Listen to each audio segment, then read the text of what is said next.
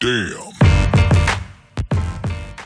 Мнение эксперта, почему Украина не получает летального оружия от своих союзников по антипутинской коалиции.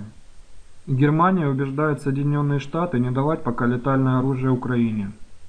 США, в свою очередь, пока на этом этапе воздержится от передачи Украине летального оружия.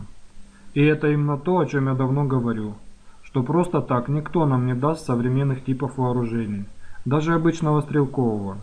И причин для этого аж целых две. Одна политическая, другая техническая. Политическая причина состоит в том, что у нас нет пока реальных реформ, а только обсуждения того, что когда придет час Ч, как мы быстро их проведем. Говорим мы об этом уже целый год, и все этот час Ч не настает. Проводимая ЭКС Гуладзе реформа ГАИ в масштабах Киева – единственное исключение. Это настораживает Запад, который не видит никакой реальной политической воли по изменению ситуации. Более того, уже посол Соединенных Штатов в Украине открыто говорит, что перевешивать занавески на окнах в момент, когда требуется капитальный ремонт, это неэффективно. В общем, с первым пунктом все поняли, надеюсь. Второй пункт технический.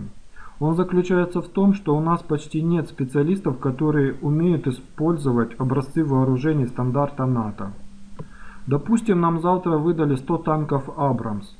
Так мы в лучшем случае найдем на них 2-3 экипажа, а остальное у нас будет в качестве металлолома. Я ничего не говорю уже о более сложных типах вооружений, типа летательных аппаратов и так далее. Даже если нам завтра дадут автоматические карабины Colt М4, у нас больше половины не смогут их эксплуатировать правильно. Мне часто мои друзья говорят, что а вот в Грузии же давали. Да, давали. Но перед тем, как дать, 6 лет обучали армию в лучших военных вузах. США, Великобритании, Германии, Турции, Франции, Италии, Чехии и даже Китая.